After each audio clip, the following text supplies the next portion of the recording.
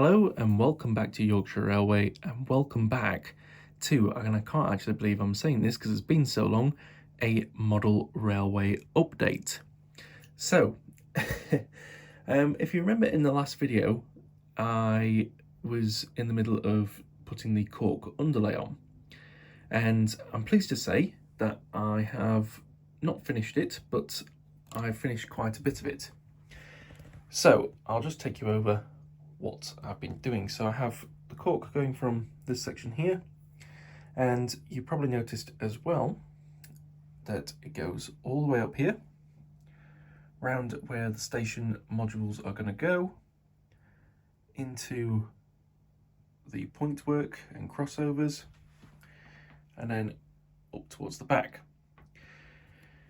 One thing to take note in, you've probably seen that this rail is now connected, this rail is connected, this one is connected, and this one is connected. So we actually have a working railway now, and as you can see, there's another power track installed here. I've got two controllers. We've got two working railways that we can run trains on. So yeah, it's been a bit of a labour of love. I've learnt a lot in the process. Certainly FlexiTrack is great, but at the same time I really do hate working with it. It's quite hard. I'd like to know sort of if there's any other modelers out there, but I'm left-handed, and there's a lot of things that involve sort of creativity, mainly using scissors or anything in your hand. Basically, is I kind of do struggle using my right hand to then hold things.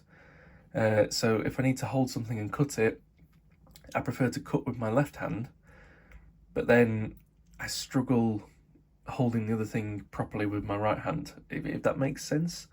It's not a great struggle, but certainly with the FlexiTrack it was a bit hard having to hold it with this hand, and then with the hand that I have the camera in at the minute, cut with a Dremel or a saw or whatever I'm trying to do, whilst keep it in the position. So the way I've found out sort of the best I've found out how to sort of put this in, and I haven't really knocked these in too properly. I probably should do that before I start running any locomotives across, but basically what I've done is put the cork down underneath where I want the track, and I've done it section by section. So as you can see, I've cut it here and here, so I've put that there, and then I've tacked in the track and basically done that as I've gone round, because this isn't a perfect second radius curve as it is with the set track over there. So as you can see, it actually gets a bit tighter there, but this one is actually quite a lot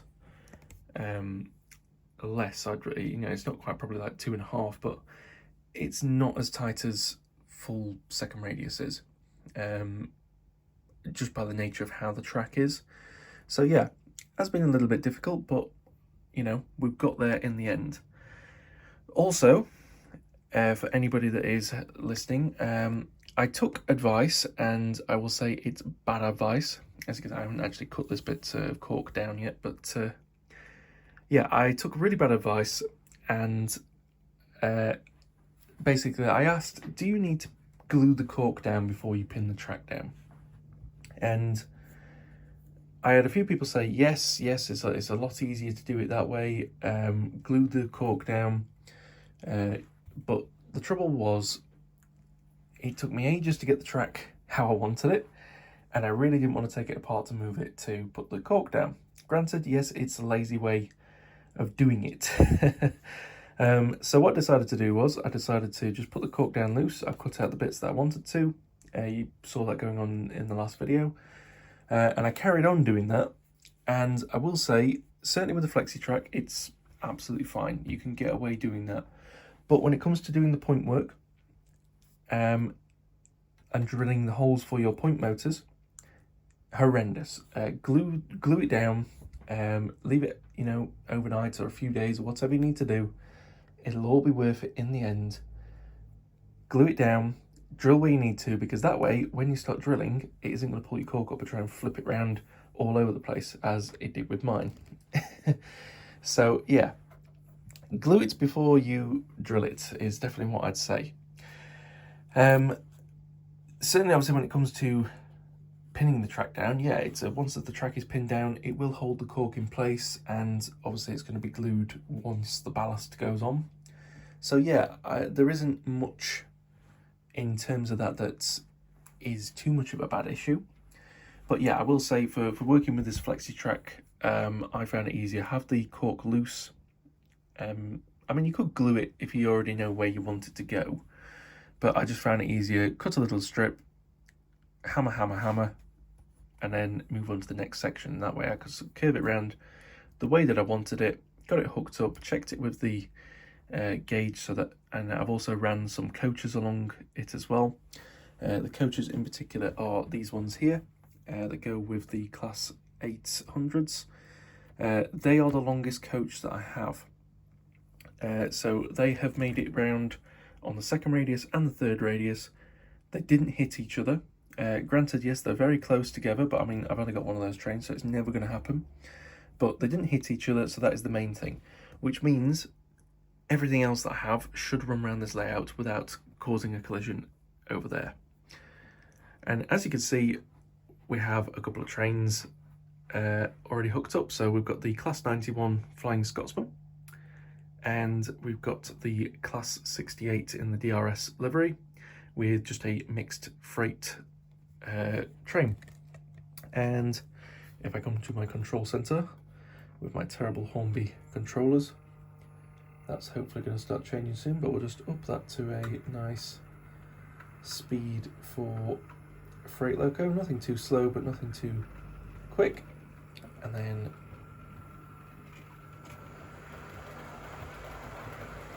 move that a little bit as well. There we go. This is so exciting. So here comes the Class 68, looking absolutely fantastic. I have to say, it is really one of my favourite locomotives. I'm so happy I've bought one of these. There we go, going over my dodgy track work. And then comes the Class 91. Oh, it's been so long since I've been able to run multiple trains. And the best thing about this is, now it's up and running, even if I'm just running the one train, I can come down, run it into the station. And away we go. Obviously we'll have to make sure that this one is stopped, but it'll run across that, no problem. It won't cause any problems because it's on the insulated frog, so yeah, it'll cross that, no problem. And the same goes for the second radius. You know, I could take it up here and that could go into the station, not a problem. I mean, I could actually do that now. So if I flick that point there, that one there, so that will run it round to there. Just check that one, and that one. So this isn't going to cause any collisions, but we'll watch. So instead of turning to the right, the Class 68 should continue now. There we go, across we go. More on that wagon there. There we go. This is actually the first time I've done this. I've just realised that. Oh, slowing down a little bit.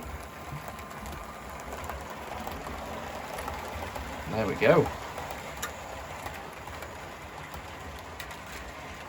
Oh, yep, there's been a derailment. Try and catch this off. Oops. There we go. But anyway, minor derailment aside, I'll just take those off for a second, just so we don't have a collision. But I'll go back over here and just flick that around. It's going to speed up a bit now, but anyway. But yeah, minor collisions aside, it's been running fine so far. And we've got the lovely Class 91 coming around now. So again, obviously that can go into the station or go around on the fast main line and bypass the station altogether, which is what I really wanted. Obviously, when this comes to being digital, it'll be even better, because I'll be able to flick the points over. So say this train is here, that one over here, I'm trying not to spin too quickly. So that one's gone past. If this train then came round and I could divert it onto the station because we're clear, I can then park a train in the station. The other one can still be running, absolutely fine. You know, I might then halt that at a signal over there. This locomotive or this one here might come out, go onto the main line, or onto the second radius, and I can bring in the other locomotive and park that in the station, or when the depot area is complete, I could take it onto the main line and reverse it onto there, and we'll take it away.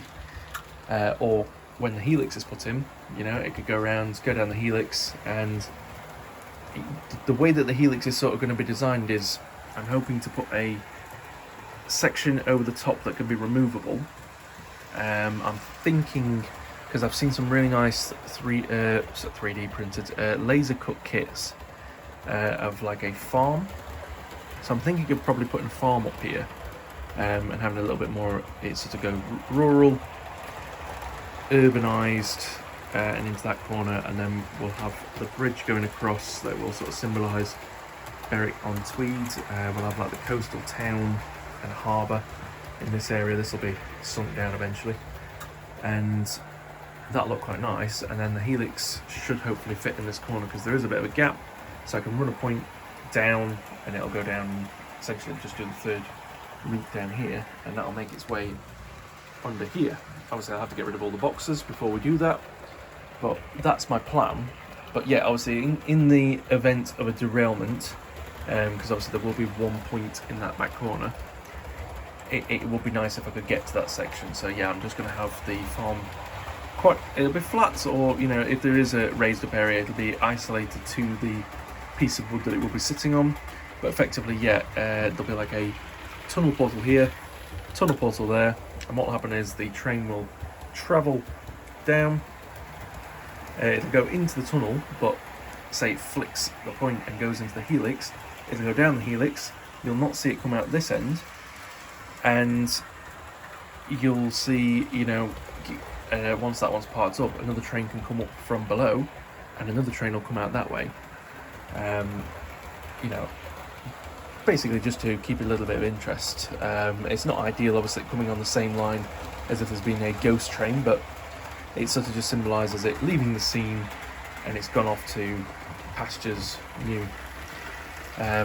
So yeah, that'd be quite nice. I'm not sure whether I want to put a point work to allow this second radius to go up there.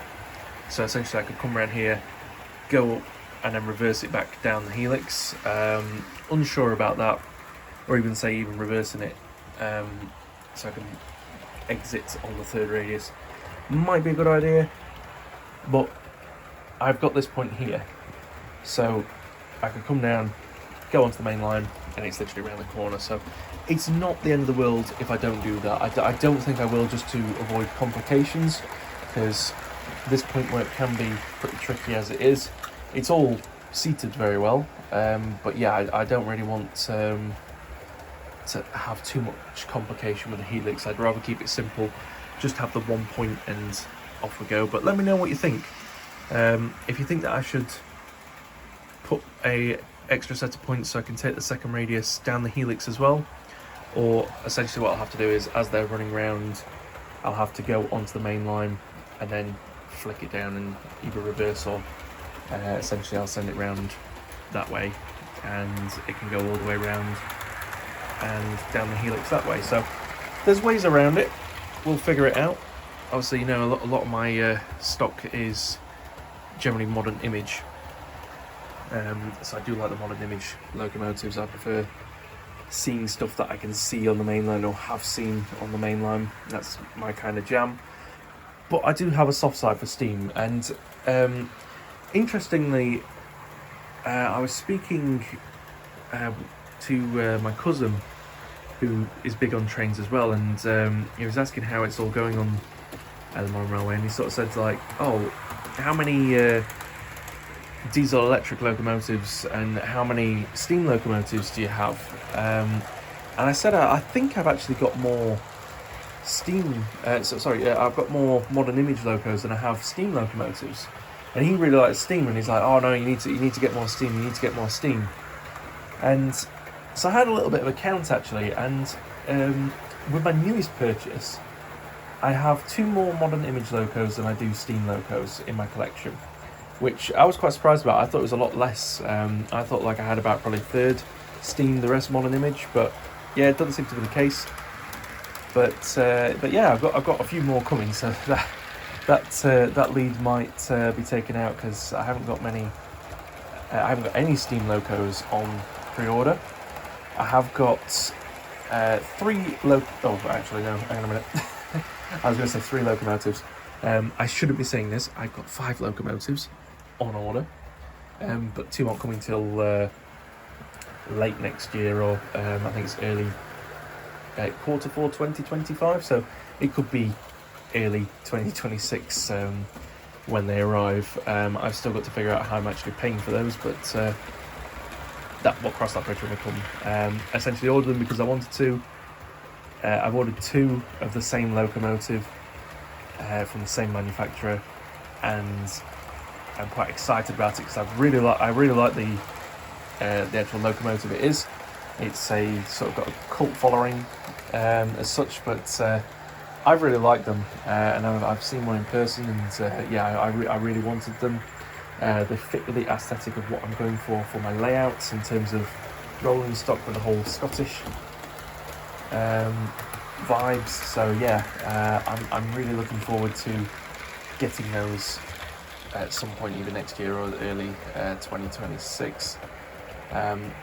But yeah, so yeah, I've got 5 locomotives on pre-order at the moment, but all of those are modern image. So if you'd like to have a guess at what I have coming,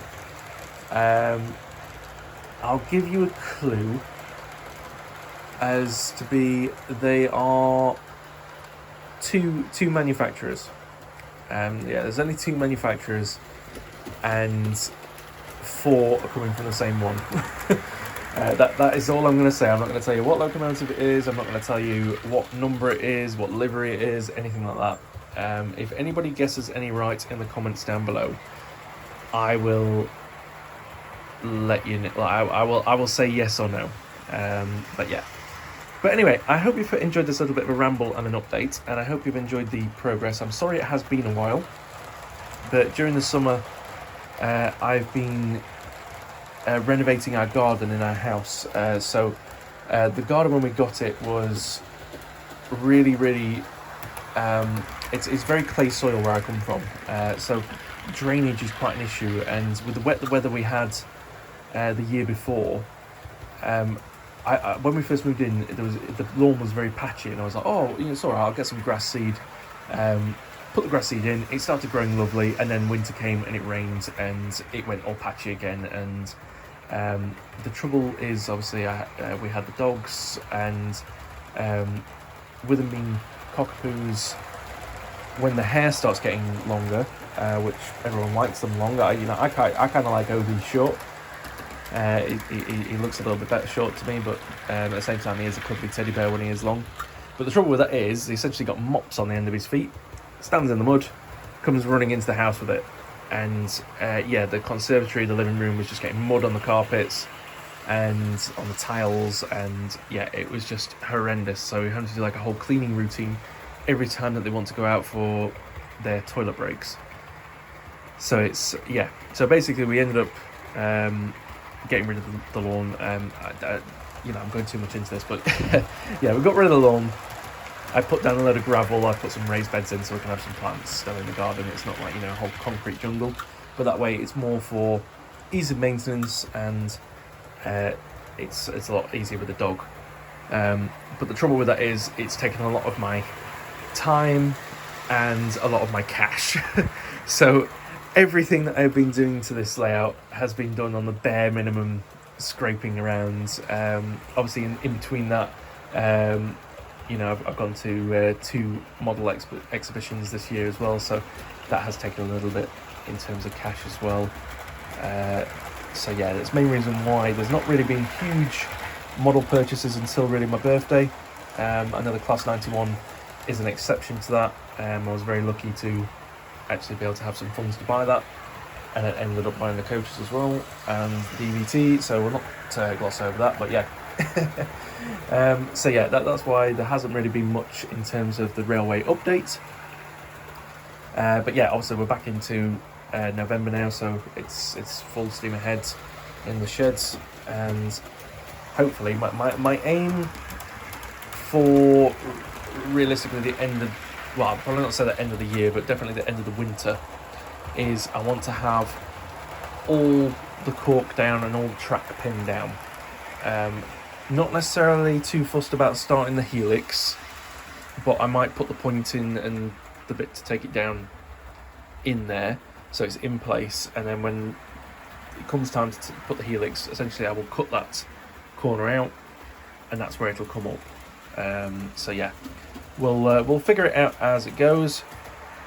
As well as I want to start getting some track work put down for the depot area. My plans with this is, I mean, it's kind of thrown a bit of a spanner in the works, but I definitely know that I really want to get the depot area with the office block from Key Model World shop, that's by PGM Models. So I want to have that at the end, with the office blocks sort of on the end, so I can build like a tiny little bit of a car park that you might be able to see on the end, but realistically it doesn't necessarily matter. Yeah, I just think the office block looks nicer than just the open one. And then that will sort of lead out to a few sidings as such here. So they'll probably end, so we can have like a bit of a hill just to disguise. Also the main line comes down here, so I'm thinking, due to how this is, and obviously it's quite close to the edge, I'm thinking of building a bit of a fascia and having that sort of just rise up, and just essentially putting some like brickwork on the inside, so that when you're viewing from this side you'll see bricks. But that'll go up just to one. It's mainly for the trains coming around here.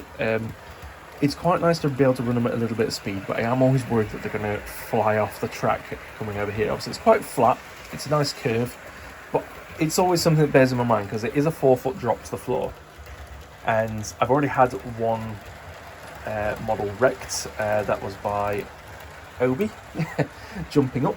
It's actually here, the mallard. Yep. Unfortunately took a tumble, broke the, well, it's not broke the gear linkage, it bent it so much that I can't bend it back, and therefore it doesn't run. So I'm keeping it for spare parts, but I need to get a new one. So yeah, that's part of that. And yeah, so there's going to be a fascia going up here just to put my peace of mind as such. And then what I'm probably even going to do is I'm going to have it sort of come across here and have like a hill going up that will meet the brickwork, or I'll essentially have it really rise up, because what I'm probably thinking is, if I have it rise up to here, I can then sort of have like a road bridge as such go across here. This area will still be open, so I can access the points if need be, or if anything derails I can essentially just reach my hand in and go. But there'll be a road bridge going across there, so that'll look quite nice as they exit. That will go straight across and join on the top of the tunnel at the other side. We'll meet with the farm area over there. There'll be essentially another tunnel portal going across there, so it'll sort of curve round, which will be quite nice. So this area will be quite snug as such. And then the same again will happen here, is that like, to give the optical illusion, is I'm probably going to put like just a bridge, so it'll be a road bridge as such, going straight across as well here. And they're not necessarily going to like, well, they will join up, but it'll be a right angle, but it's made to sort of look as if one road goes across and this one carries on going that way, and that they necessarily don't join, but I think it'll just look slightly nicer. And then yeah, there'll be some sidings down here, so we can get some really good shots of like, you know, diesel locos or steam locos in the sidings. At the other end, because Key Model World's just released a GBRF sort of depot as well, which looks quite nice with the sort of blue colour, so I'm tempted to put that here if it will fit, and draw the line sort of down and come here, so we can have like sort of 2 or 3 sidings here, We'll have one depot here that'll have, it's 2 lanes, so we'll have 2-lane depot there. We'll have a bit of a crossover as such up here. There'll be some signings down here. The main depot for servicing will be here, and that's obviously a 4-lane, so that'll be quite nice. And then there'll still be room at the top, so it'll be quite a compact area as such, but like I say, we might have 2 signings that lead straight across to the GBRF depot, but then they'll come down and essentially go into that one and then go that way. So we might have, like say, a 4-way slip and a bit of diamond crossings as such. Like it'll be a bit of a manoeuvre to get locos out if they're, say, in that back corner and you've got to go all the way down there to then go that way and that way. But I'm just thinking mainly for storage, what is going to be the best way to get locos on there. But I think the main thing I need to start with is the one thing that I definitely want, which would be the 4-lane depot with the office block, because that will dictate how much space there is on top of that. If I can fit the other one over here, if not, they will just be open sidings, and we'll go with from there basically. But either way, there's going to be like at least sort of 2 sidings here, 2 sidings there, and a track going through the middle, and you know, maybe some like track cleaner or something like that. Not track cleaner, engine like cleaner area, a refueling station as such as that. You know, just making it a proper like nice depot area. But at the same time, I don't want to go too heavy in it that if I decide to have a steam day and I put all the steam locos in it, that they look horrendously out of place. So yeah, it's finding a fine balance, but that's the sort of where I'm at with this.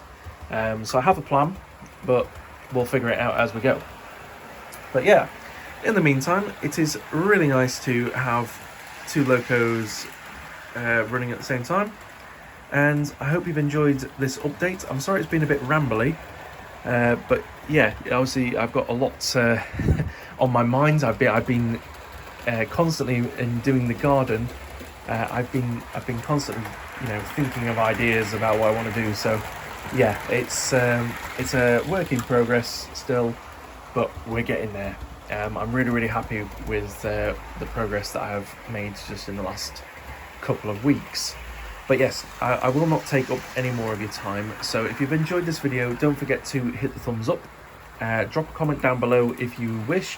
Any ideas about anything that you want to see on the layout, drop that down below. I find it really helpful. You know, even if you just want to say I've enjoyed the video, it makes my world, you know, makes my day when I read those messages. And yes, again, obviously try and figure out what locos I have on pre-order. That's a little fun game that we're going to do in the comments down below, and I will highlight the correct comments if you can guess the class of the loco, the livery and the manufacturer. So yeah, drop all that down in the comments down below, and if you haven't already, obviously it's a really exciting time, so hit the subscribe button and you will get notified. We've got obviously more model railway updates to come. We've got more model reviews to come, whether that be from Locomotives or rolling stock. So yeah, don't miss out on all that. And obviously we have you know, my little train rambles that I do every now and again. So you know, if you want to know anything about some future models that I'm interested in, and I want to sort of convey that information onto you, hit that subscribe button and you will get notified of any of those videos if that takes your fancy. But that is all from me today, guys. I will catch you in the next one. Take care and goodbye.